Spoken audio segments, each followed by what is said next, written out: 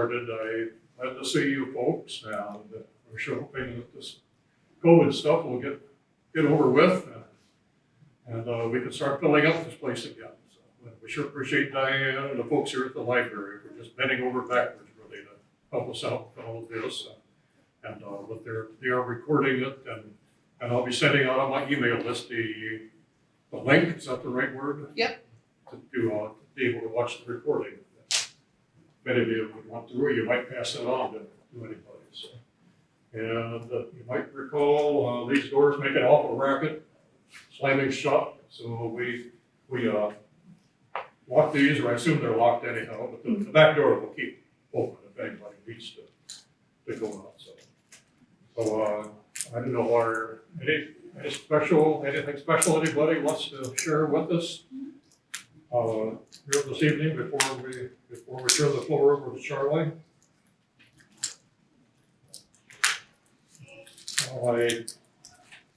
I did update my list of members here, some 250, I suppose, altogether, or something like that, and I think they're in alphabetical order, and if you wouldn't mind looking through, which some of you have done every time, I suppose. So make sure everything is right for you yourself, and especially if there's somebody you know maybe has moved away or moved on or whatever, that there's no need to send them any postcards or emails. We really don't need this long of a list, I'm sure. So, and by the way, I did stick in here in the just below the cover sheet here, which I think are, well, I'm sure you can all figure out that if you're not on the list yet, if you'd like to be put on the list, there are some forms here at the back. And if you fill in your name and information, so there. So, and I did put in the obituary from Ed Beers, who was our General Lee. If any of you didn't happen to see that, I think I passed that around last time also. At the second page, and he was a fine gentleman, even if he did portray a rebel. So. Was a extra fine Christian gentleman. I think he was here at our last May, wasn't he? Yeah, well, he's been here for most of our Civil War days, history days in May, correct? He is my Patty. So we'll go ahead and pass this around, and wherever this ends up, if you'd be sure it gets back to me, I would appreciate it. And maybe I might mention too, as far as dues are concerned, in the past we kind of have kept track of anybody that made a donation. The library does not allow us to charge for anything, and I presume that's still the policy, which is fine. So, but we can't accept donations. So well, with all the confusion here the last year and a half or so, we thought if anybody just wants to make a donation, and if you don't mind us not keeping track of those donations, we won't worry about it then. And Charlie is our treasurer, so if you care to make a donation of some sort, and actually we're in pretty good shape financial wise now.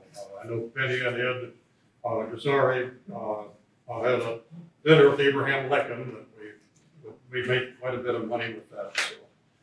So hopefully the time will come sometime we can start bringing people in and from out of town for some programs. And well, speaking of future programs, I've been working with old Abe Lincoln for next month.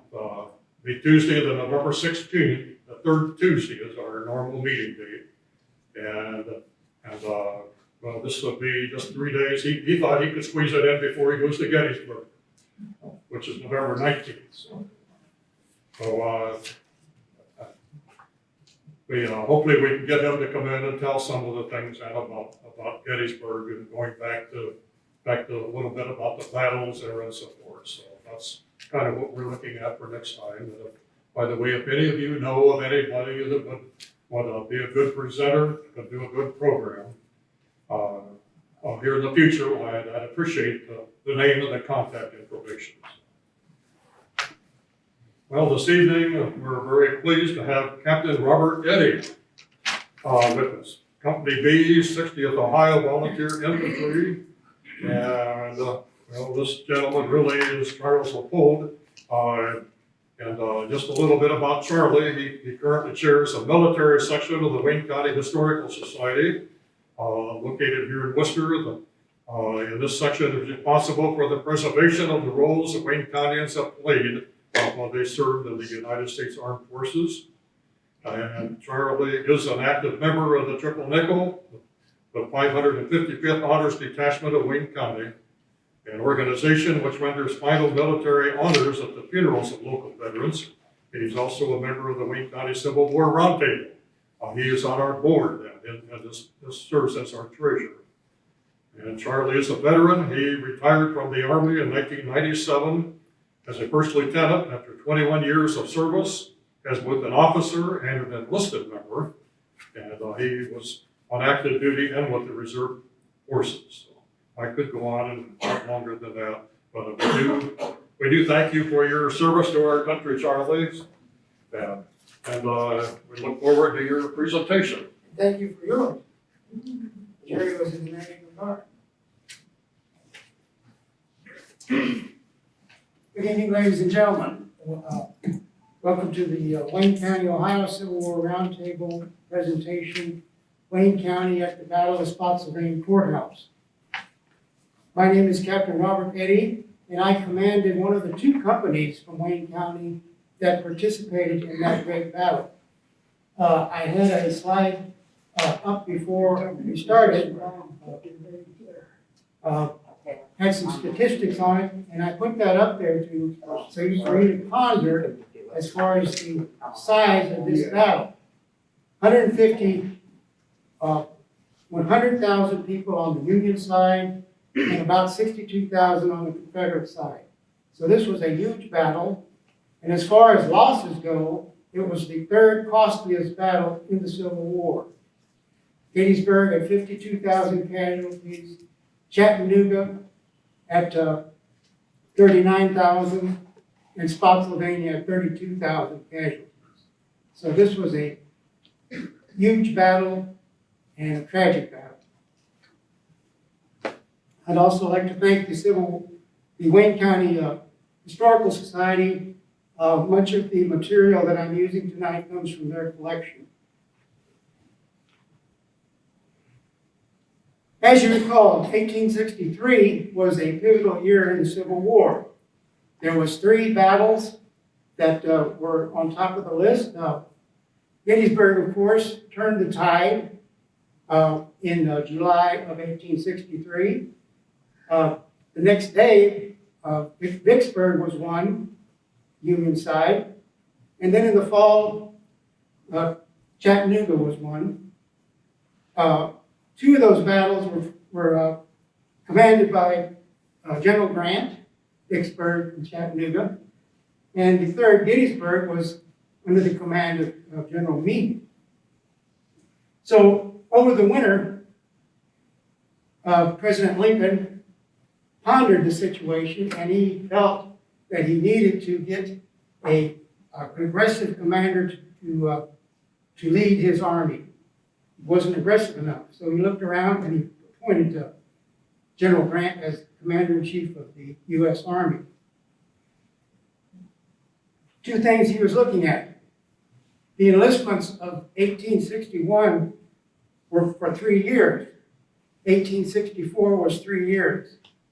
He was going to lose quite a bit of people in the summer of 1864. Secondly, he was going to run an election in the fall of 1864, and if he wasn't showing real progress in the war, the Democrats might take over, and they were prone to a settled end to that war. This he didn't want to have. So he came to the conclusion that he was going to, his grand strategy was General Grant would take charge of the Eastern Theater, particularly in Virginia, and in the southern states, General Sherman would take over. In Northern Virginia, General Grant had 3 armies operating. In the Shenandoah Valley, there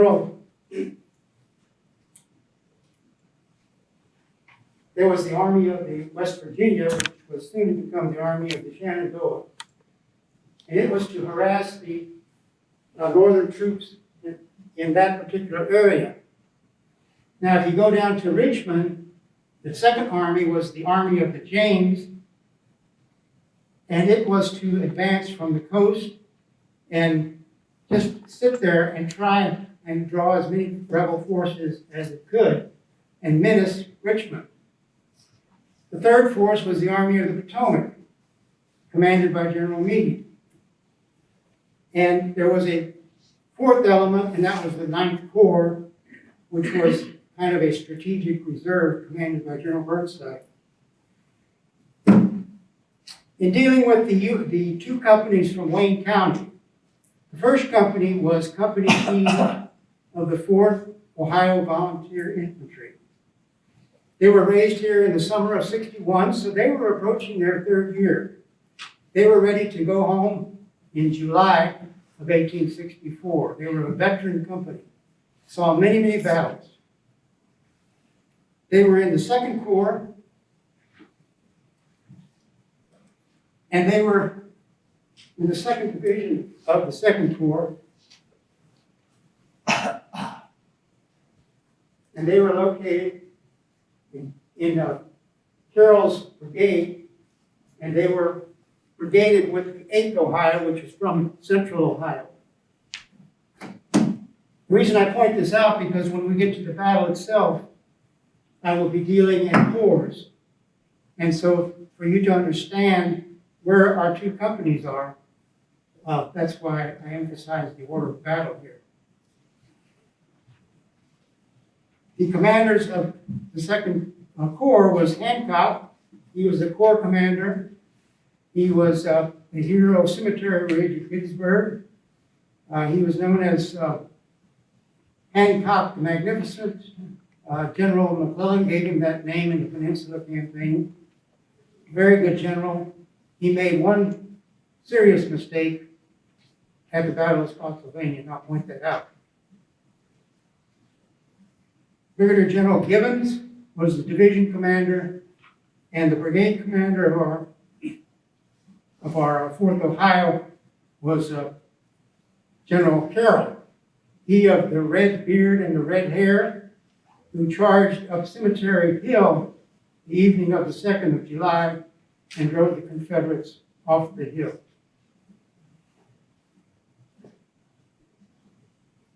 The second company from Wayne County was the Company B of the 60th Ohio Volunteers, and it was commanded by myself. And this is a portrait of me, and you can see I'm the commander because I wear the red sash.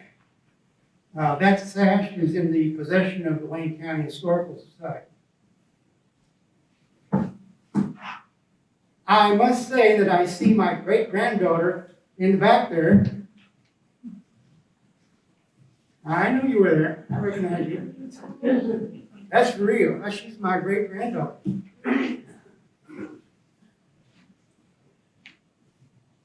I was proud to command these 108 men were raised by the time we were sworn in April of 1864. I started to raise that company in February of that year. I suppose I was chosen to raise a company because I had previously served in the 86th Ohio. That was a 3-month regiment back in '62. And we went to the West Virginia border.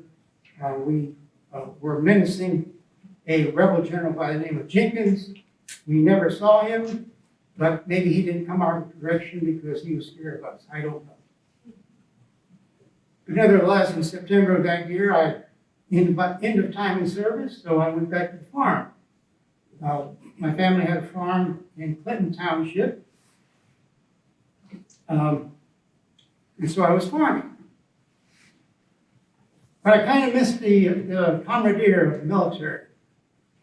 I didn't want to leave the farm again. We were raising up crops left and right. So a militia unit was drilling in Wooster, Company H of the 4th Ohio Militia, different than the 4th Ohio Volunteer Infantry, different outfit. I joined that in 1863, and I was elected captain of that unit. We didn't do much, but we were a force that was organized. So in February of 1864, when President Lincoln, called for volunteers, the governor asked me to do the recruiting here in Wayne County, so I did. I started in February, and by April, I had 108 men. And I have that roster right over there, and that's what's on the screen there. There was other companies around the central Ohio, and companies A through G met the requirement of having about 100 men.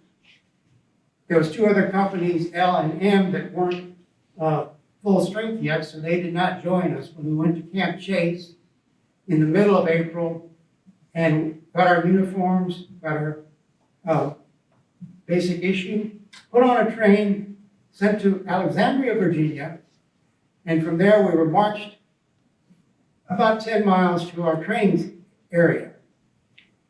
Now this was about the 20th of April, and we knew that General Grant was about to launch his campaign in Northern Virginia. Here we were, a few weeks old. They put us straight into basic training day and night. We got very little sleep. They drilled us and drilled us and drilled us. And around the 2nd of May, about 2 weeks of basic training, they said, you're going to war. They put us on the road, 40 miles. In one day, we marched to the vicinity of the Army of the Potomac, where the 9th Corps was going to be joined with. We got there in the middle of what was the Battle of the Wilderness. We got there in the evening of the 4th of May. Thrown into battle, and along the way, I must say that it was a hot May. The temperature was tremendously hot. It was dry, and we suffered a lot of heat injuries on that march, including my first sergeant, Michael Silver from Plain Township. He got sunstroke and was sent to a field hospital along with several other of my men. Get back to the 9th Corps order of battle. You can see there was 4 divisions, 1st, 2nd, and 3rd. I was in the 3rd Division under General Wilcox, Orlando Wilcox, a very fine general, and then in the brigade of General Christ.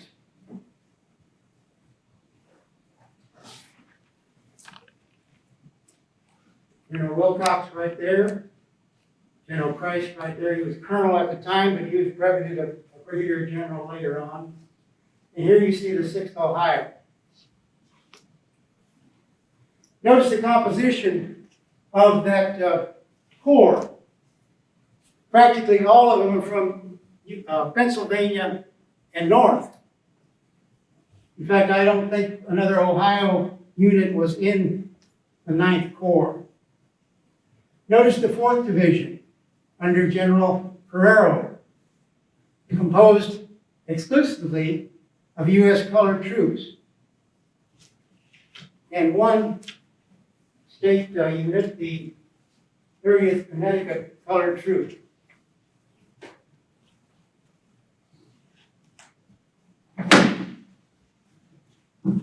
This is the commanders of that unit. Burnside of the Outrageous Whiskers, General Orlando Wilcox, and then General Christ. General Christ, of the generals I've spoken of, General Christ is so far the only non-professional soldier. He was a He dealt in coal in Pennsylvania, and he had hotels in Philadelphia. So that's his background, but he was a reservist, so to speak.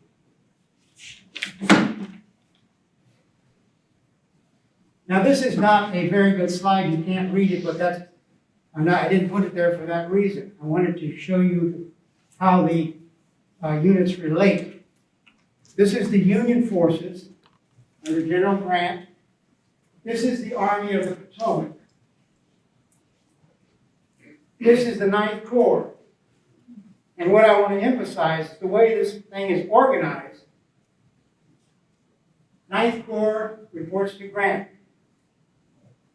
Army of the Potomac reports to Grant. No connection between the Ninth Corps and the Army of the Potomac at this point. They all had to go to Grant to communicate. This was to affect the efficiency of the Union forces at Spotsylvania.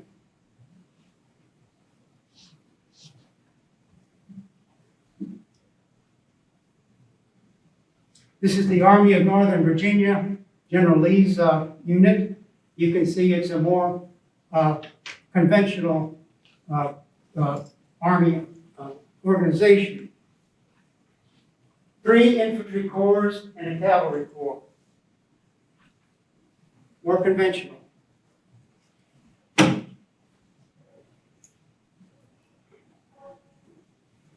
Spotsylvania, up in this area right here. Let me put this smaller map up. This is a map put out by the Park Service, and it concerns Spotsylvania County in Virginia. You can see over to the right is Fredericksburg. Big battle there, December 62. Chancellorsville, big battle there, May of 63. About 5 to 7 miles in between. Wilderness, May 64, maybe 3 miles. And then Spotsylvania, about 7 miles. So we have 4 major battles fought in this one county in Virginia. If you want to go on a historic vacation, go to Spotsylvania County, Virginia. And you can spend all week looking at that stuff. Battle of the Wilderness. This is a lithograph of that battle, and it depicts the 150,000 people in the dense woods in the heat of that May. Dry heat, that many people, black powder going off. We set the woods on fire. We had to leave. We had to leave quick because we were burning up. And so on the 7th of May, the 2 armies disengaged and got out of there. The logical place to go in this region was Spotsylvania. It was a crossroads town, very much as Gettysburg was. The Union side, Grant's plan was to send the 5th Corps and the 2nd Corps, where our Company E was, down the Brock Road. Brock Road is this road right here. And it runs right into Spotsylvania.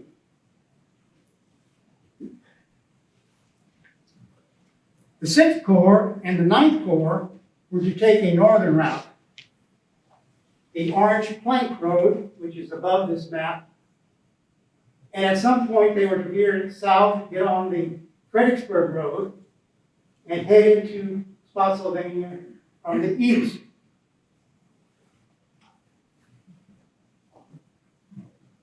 One caveat was given to those 2 corps. Grant said, that's where you're headed, but be prepared to veer south if I ask you to do that.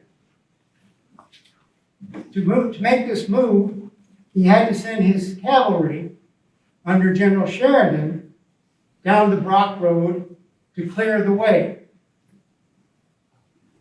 Sheridan picked a division of cavalry and headed down the Brock Road. Now, what was Lee doing? Lee saw what Grant was doing, and he didn't want to get mixed up in that. He wanted to engage him at Spotsylvania. So he had his engineers carve out a rough trail off the map again from Wilderness to get on the Carpathan Road and go south and get into Spotsylvania from the Oak Grove Road. And that's where he headed.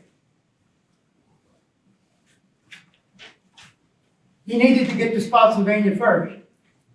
And so he wanted to harass the force coming down the Brock Road. He sent some of his cavalry and told them to hang out in this area where a tavern by the name of Todd's Tavern was located. And so when Sheridan's division came down, they met the Confederate cavalry there, and there was a fairly large battle, the Battle of Todd's Tavern. They met about 7 o'clock at night of the 7th, and they fought till about 10 o'clock. Suddenly, the Confederates disengaged and headed down the Brock Road. And Sheridan considered, and all the Union troops, cavalrymen there, considered that was a one thing. They won the battle.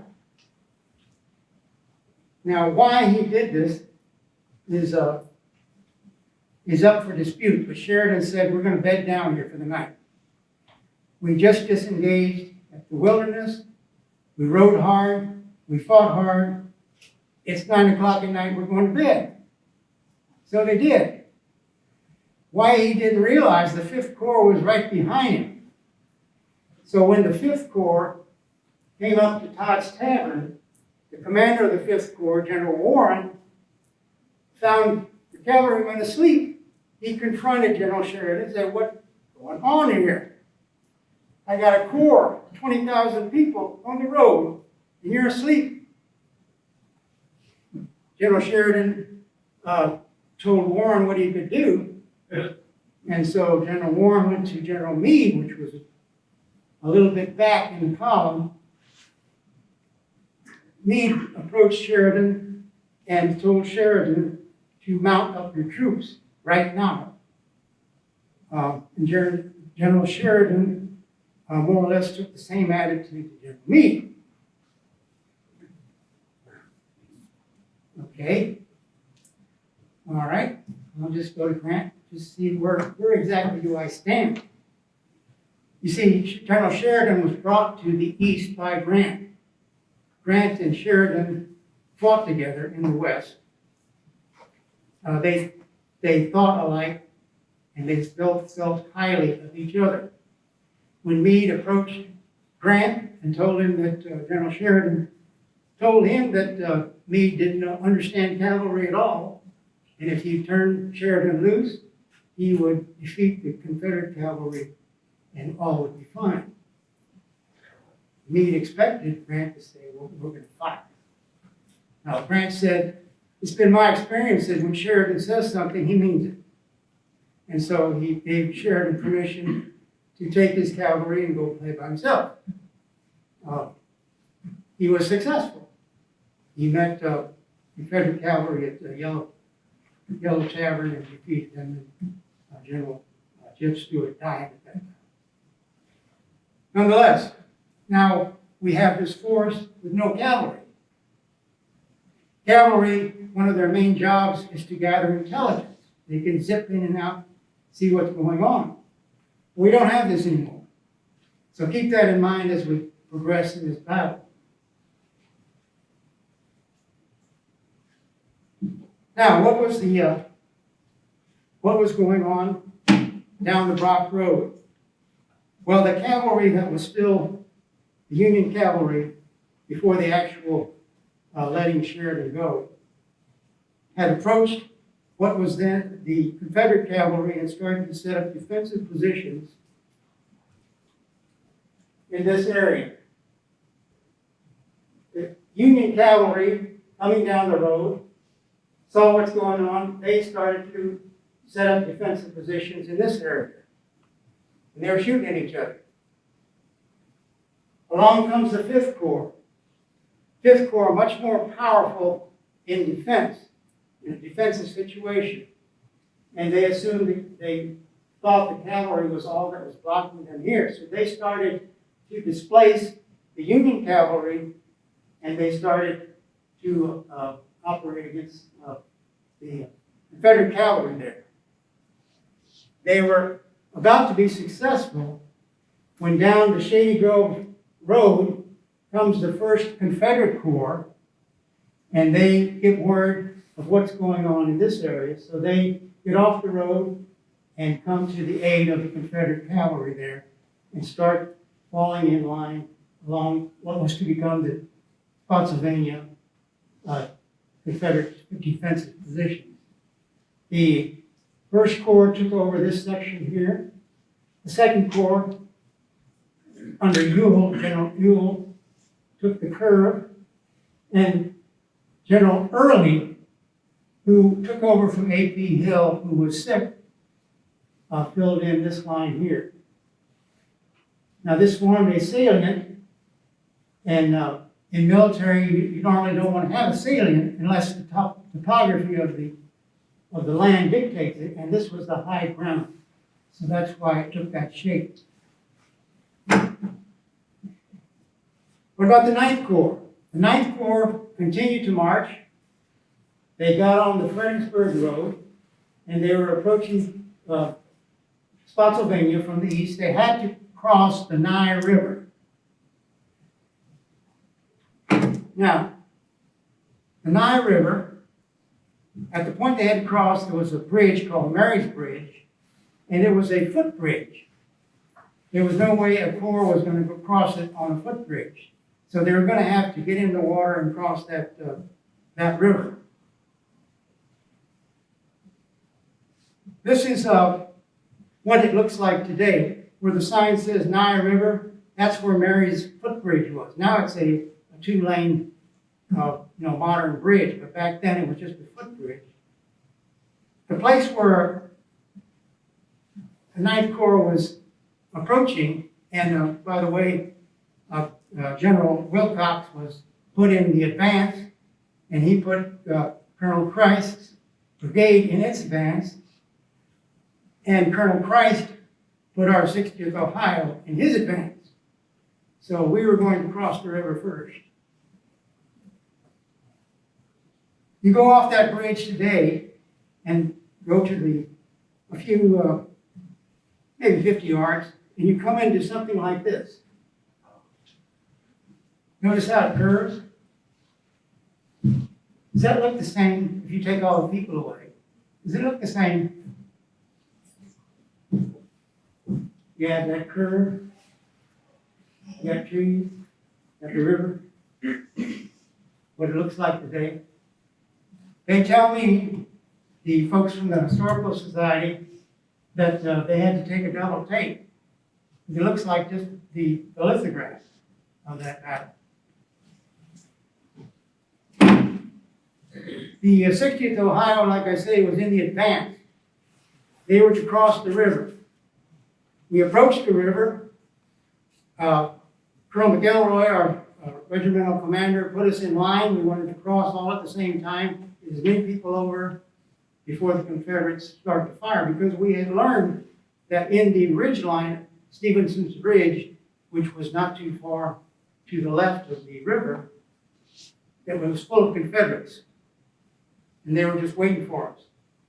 We jumped into the river, start to get out, and it's at that time of year, it was about knee-high, maybe waist-high in places. Not a difficult to cross, but if you've got a bunch of people jumping in and crawling out a steep bank, it gets pretty muddy. And you're slipping and sliding, trying to keep your weapon out of the water. Not an easy thing to do, especially if you've only been in the Army a month, which was the case with my company. So we started to get out of the water and started to deploy. The Confederates opened up. And we're still trying to get out of the river. And green troops, mama, they're hugging the ground. They're not shooting. Me and my first sergeant, Sergeant Silver, and my lieutenants, we did our best. We would try to get them off the ground, get them shooting, get them moving. We were taught in a desperate situation, when control is lost, see where the regimental colors are, see where the flag is, and rally around the flag. Well, Confederates knew that too. So they were aiming their fire at who was holding the flag. Color bearers were going down left and right. Sergeant Silver grabbed the flag off the ground, waved to try to rally the troops, and a sharpshooter hit him in the forehead. He was dead on the spot. One of many who lost their lives in that crossing. Nonetheless, more regiments came up behind us. We finally pushed across, shoved the Confederates back to Spotsylvania, and the whole corps crossed the line, and we're headed to Spotsylvania.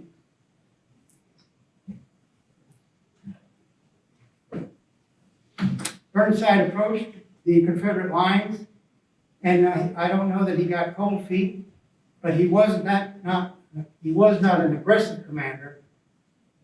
He was a cautious commander at this point. And so he decided to pull back and wait for further instructions. Now, what about the Second Corps? What were these people doing? This was all happening on the 9th of May. The Second Corps was still waiting behind the 5th Corps. The 5th Corps were deploying in this area. The Second Corps was holding in this area. Grant saw an opportunity. He told General Hancock, send 3 of your divisions across the Po River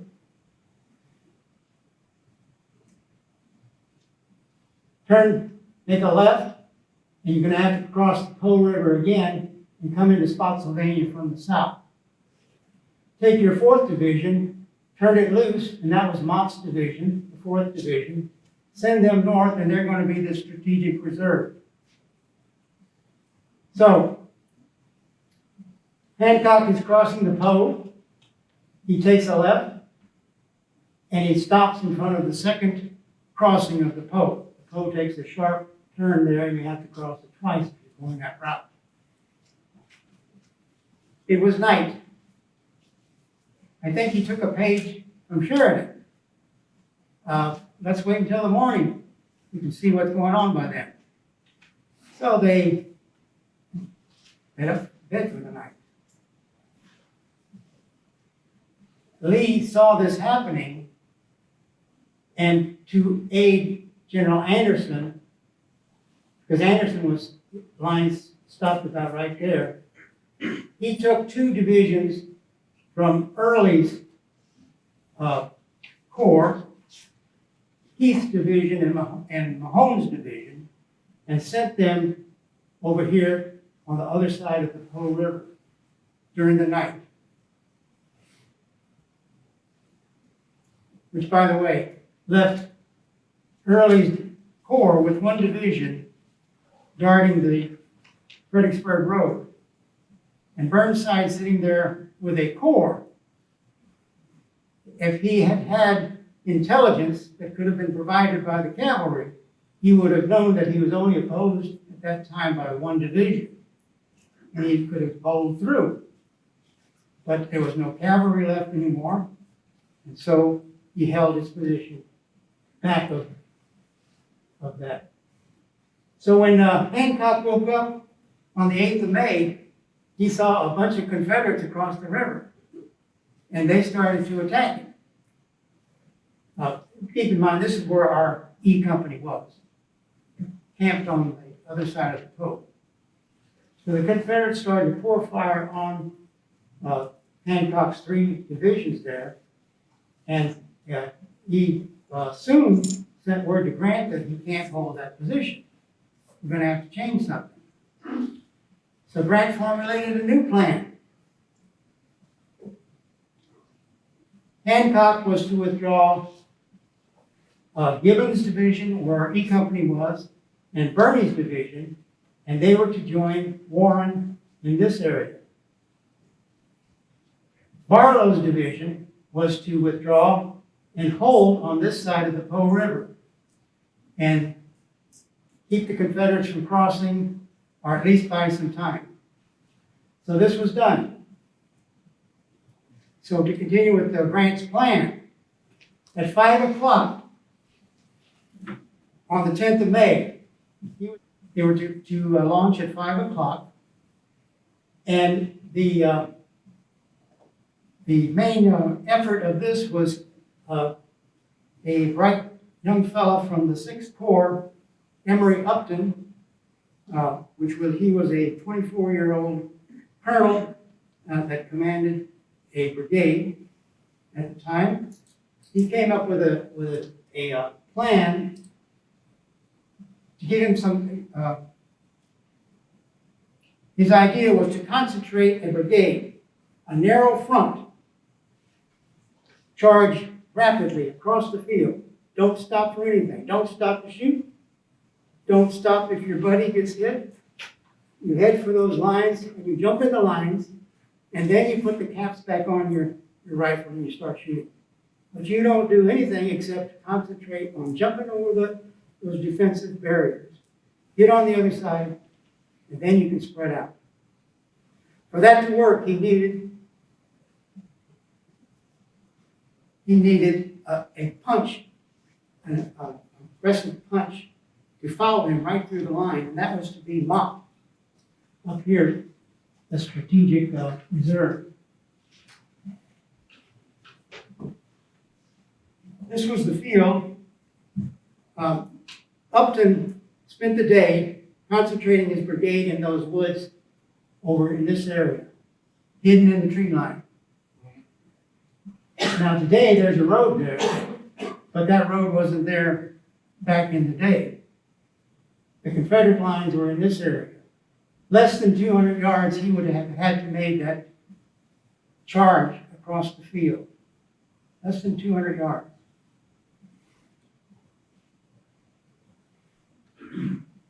Trouble comes in the 5th Corps.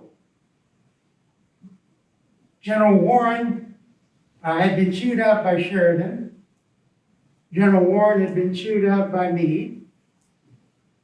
General Warren was feeling kind of down. Now, General Warren was the hero cemetery of Little Round Top. He was the one that organized the defense, and his statue is on Little Round Top today. But at this time, he was in charge of the 5th Corps, and he didn't do too good in the wilderness. When Hancock put his 2 divisions with the 5th Corps, Grant says, okay, Hancock, you're in charge of your 2 divisions plus the entire 5th Corps. You're in charge of this wing of the Army. And Warren felt that was another, he didn't like it. He quit thinking like a general. And along about 2 o'clock, Birney notifies Hancock that he's about to get overrun. In fact, he doesn't know that he'll be able to withdraw across the river. For some reason, Hancock felt that he needed to be with Birney at this point. He told Warren, I'm going to get my division out of trouble here. You take over. That's the critical mistake Hancock made that I mentioned before. Warren, whatever reason, he said, this is my moment to shine. I'm going to attack at 4. And so at 4 o'clock, he attacked, unsupported. 6th Corps didn't know what was going on. The men by this time, they sensed that they had a not too stable commander. They weren't that enthusiastic about charging the rebel line, especially when they realized that the Sixth Corps wasn't moving. It was a disaster. It lasted about half an hour till 4:30 when they had to call them all back. They were getting slaughtered. Okay, Grant said he sent a general from his staff, General Humphreys, to the Fifth Corps to get them back out of the killing fields right in front of the rebel lines.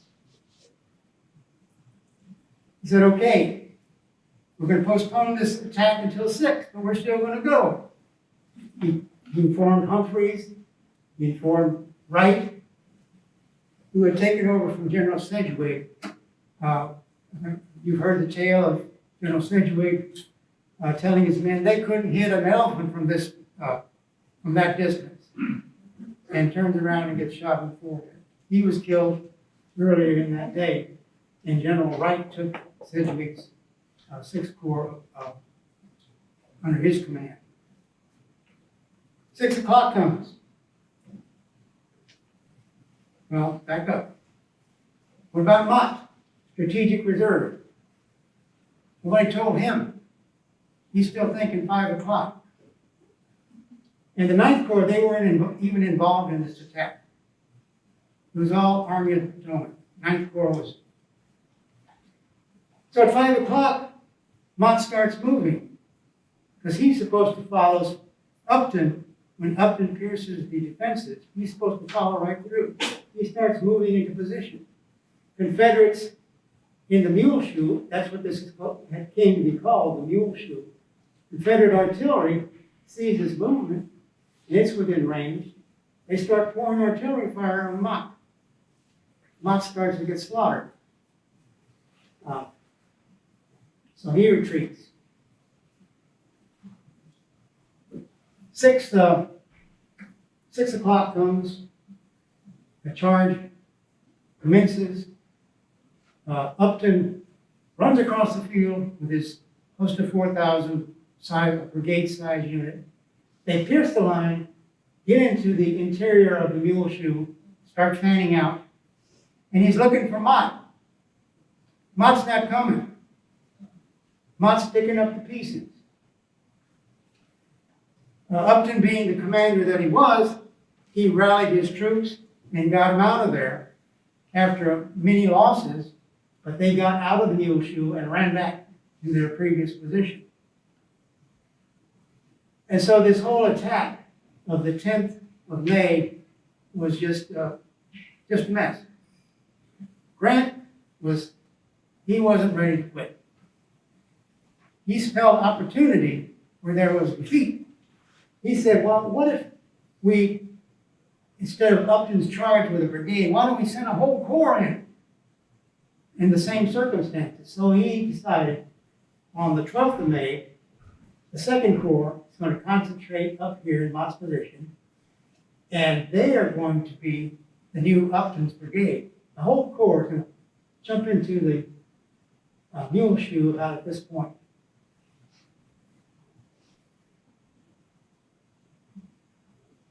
This is the angle right here. That's the tip of the mule shoe. You can see it's an elevated position. Some people have said, well, maybe it was like Gettysburg. Well, it wasn't. The fields in front of that had a lot of swales, little valleys that you can hide whole units in. And they could go from swale to swale and nobody would see them. So the approach to the Confederate positions was much easier on the attack than it was at Gettysburg. Where this cannon sits today, that was the true tip. The angle, the mule shoe angled up, and right at this point it starts to angle down. The cannon is right there today. And that's where the Second Corps was to attack. I failed to mention, about 3:30 on the 11th of May, when things were getting prepared, for this attack, the heavens opened up. Rain, rain, rain, wind to beat the band. It started at about 3:30 on the 11th of May. The Second Corps started moving into their new position about 6 o'clock that night. The rain has been coming down for a couple hours by then. Nice and muddy and sloshy. And they have to march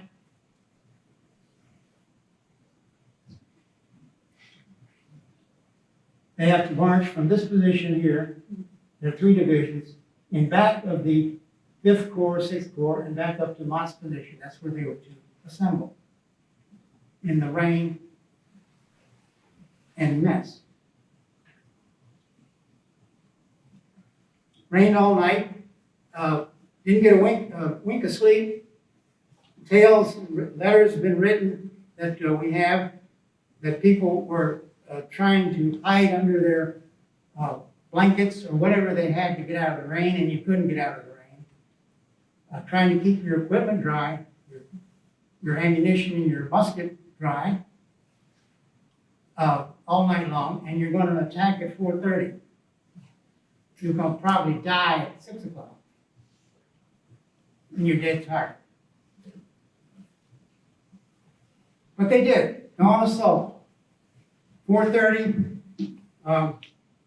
Hancock decided to delay an hour, and so at 5 o'clock, that's when they attacked. Dawn assault, they charged into the angle, got through the angle. 6th Corps was to follow through, and they did. The 6th Corps attacked at 6 o'clock, and they concentrated on this area, right to the right of the 2nd Corps. If you go there today, there are a lot of monuments to the 6th Corps people, not as many monuments to the 2nd Corps. But the 6th Corps, their veterans put up a lot of monuments there.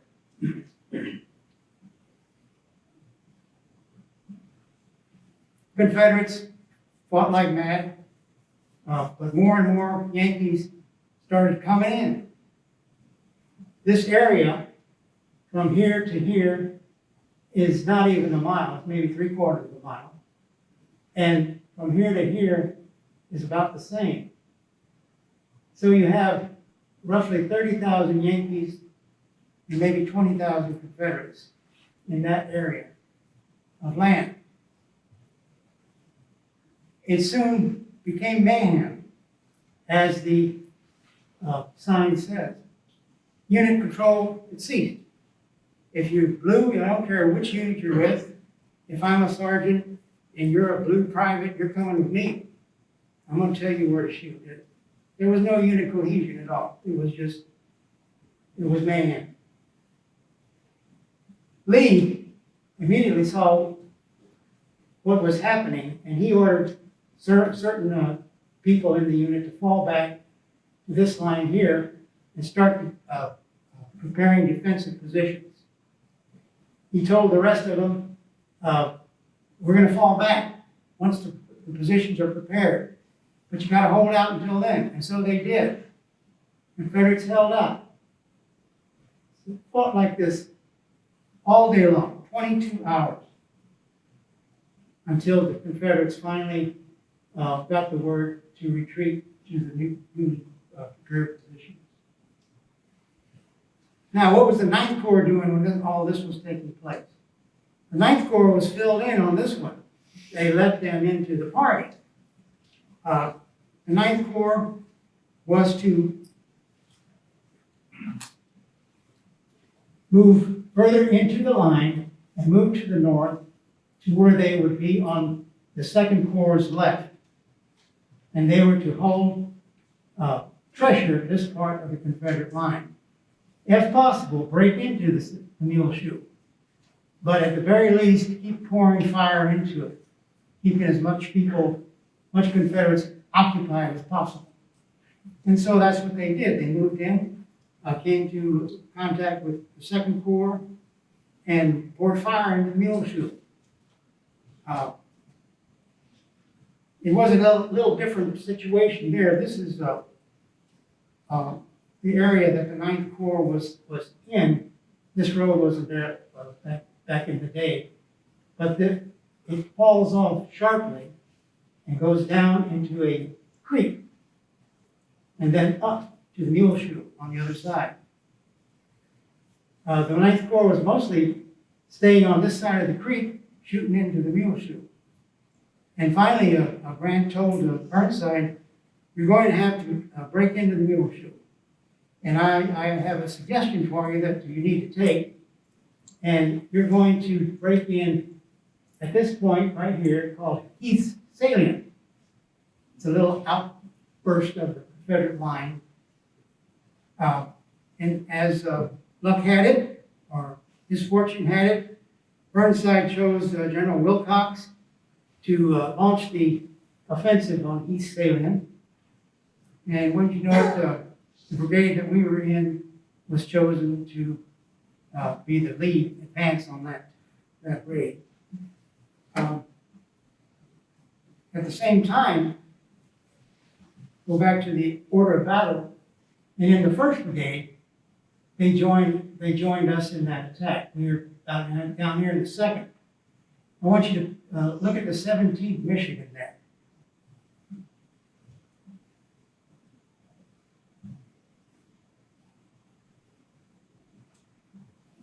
Once we got down and crossed the creek, and we were headed up into Heath's Salient, the Confederates came out of nowhere and hit us on our left flank. It just so happened the 17th Michigan was the regiment on our left flank, furthest to the left. And Lane's North Carolinians decimated the 17th Michigan. On the back of that plaque, you can see they went into battle with 225 men, and 189 of those men were casualties. And the 60th Ohio was not far up the line from these. They took the brunt of it, but Lane was coming straight at us.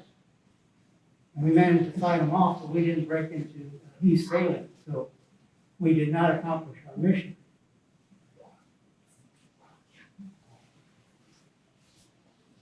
After the 12th of May,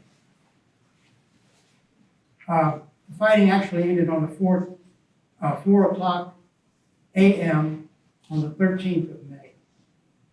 The Confederates retreated behind the prepared positions, and the North was exhausted, and so was the South. And we just kind of decided, regardless of what the high command wanted, we just decided we're going to sit down for a while. So we did. Grant had other ideas. Grant had bright ideas. He was going to send the 5th Corps, he was going to punish him. I think that's what was on his mind.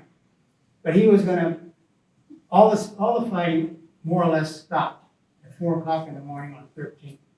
He wanted the 5th to march all the way around and get on Burnside's left flank, and then the 6th Corps was to march all the way around and get on the left of the 5th Corps. And they're going to launch their new attack in this direction. The 2nd Corps was to hold in place, remain human pressure there. They did make the move. Once they got into position, Grant wanted them to attack, and General Meade intervened and said, "No, we're not going to attack. The men are too tired, they're not going to move." And so Grant saw the light, I think, and he called off operations for the next few days. This is the message that he sent to his superiors in Washington. And I'm going to read it.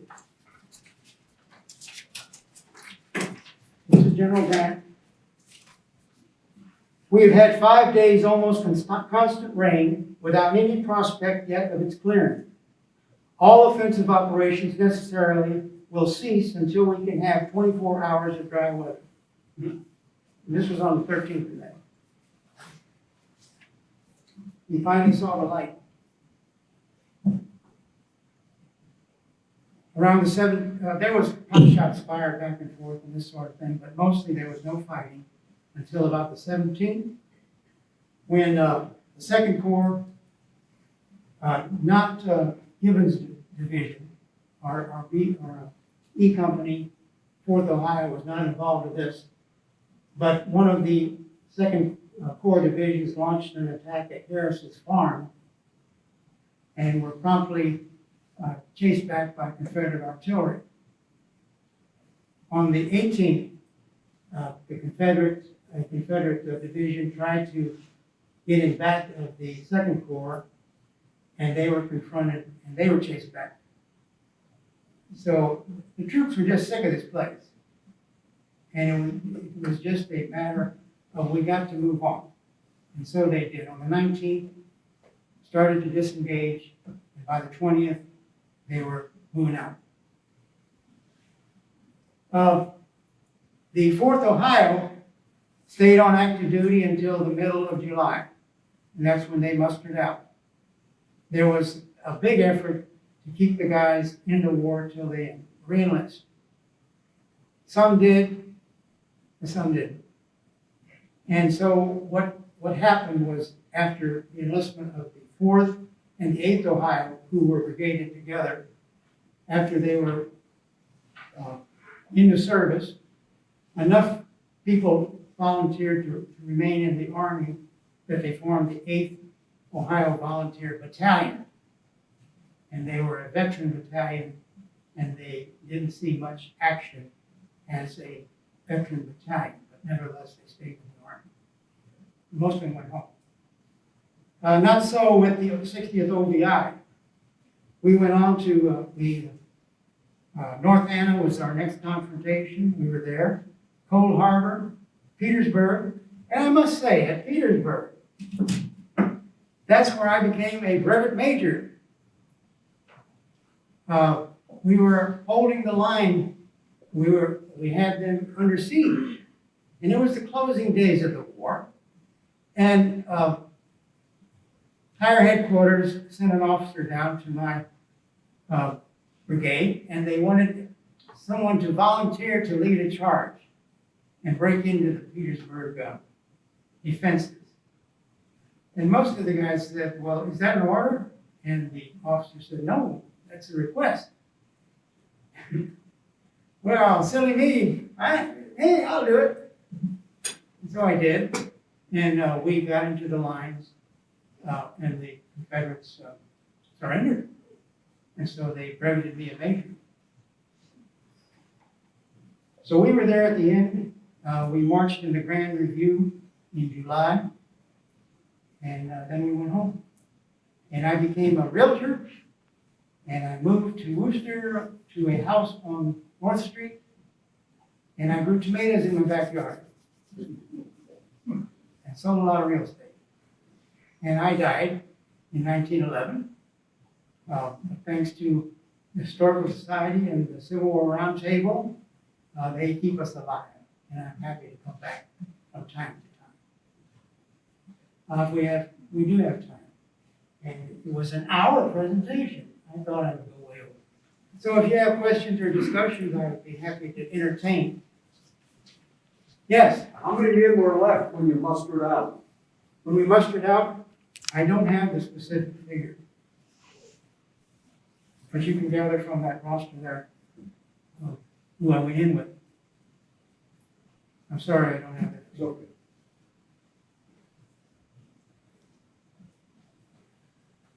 Yes? Upon mustering out, were any of the men granted land versus taking pay during their service time? I had heard some land around the Apple Creek area was deeded as pay through the. I'm going to ask Roger Rowe from the Historical Society. Do you know anything about that? I don't have any information on that. I don't know myself. Anybody know about that? Sorry, You live in Corridor, because you can find out real quick. Did you serve in any other wars after the Civil War? after the Civil War, no. Like I say, I went into real estate, started making real money. Well, very impressive detail here, Charlie. Battle of Spotsylvania, I'll have to admit, one that I do very little about, so. It's a well-kept battlefield.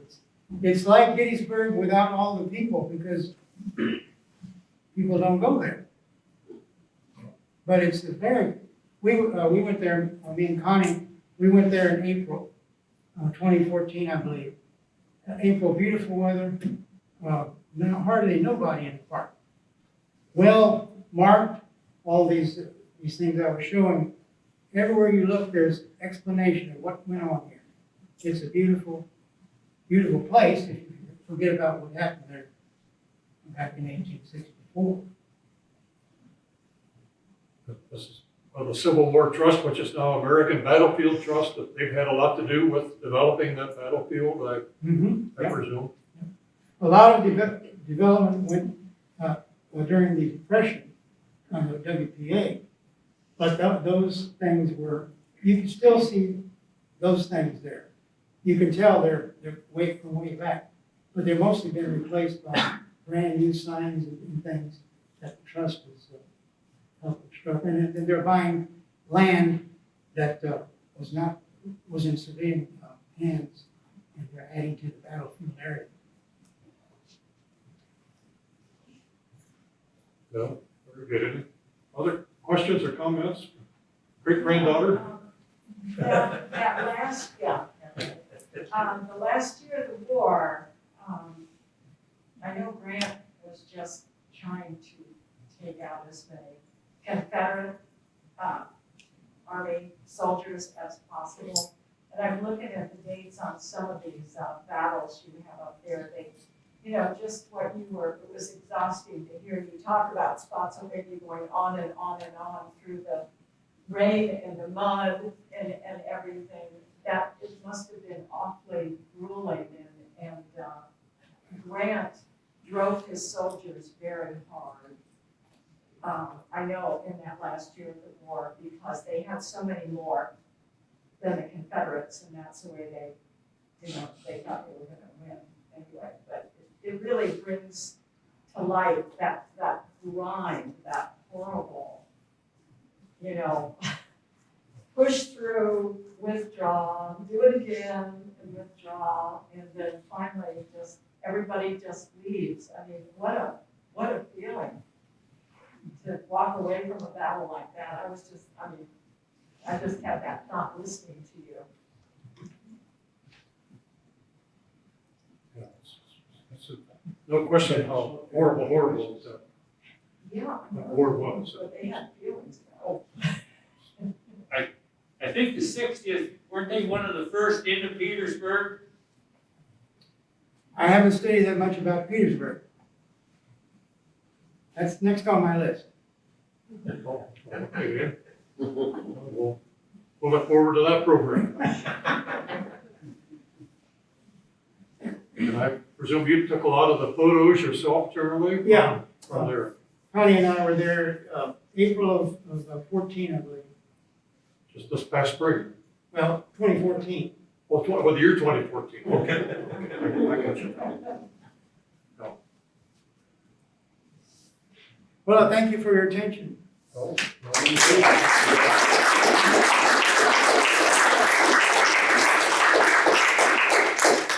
Thank you. Hope we'll see you next month then.